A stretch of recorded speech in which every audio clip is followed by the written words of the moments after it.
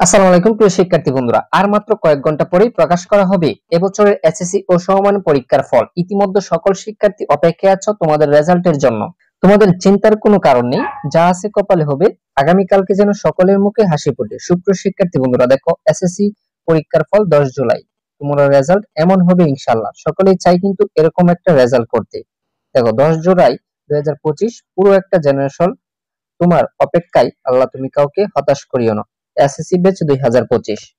দেখো অফিসিয়ালি ঘোষণা 10 জুলাই দুপুর 2টায় পরীক্ষার ফলাফল নিশ্চিত করা হবে। আল্লাহ গো কাউকে নিরাশ করিও না, আমিন। দেখো আমরা সবাই 10 তারিখ রেজাল্ট দেখার আগে 2 রাকাত নফল নামাজ আদায় করার চেষ্টা করব ইনশাআল্লাহ। চিন্তা করো না, 10 তারিখ তুমিও হাসবে। আল্লাহ এসএসসি শিক্ষার্থী সবাই যেন জিপিএ 5 পায়। শুনেছি 40 জন আমিন বললে দোয়া কবুল হয়।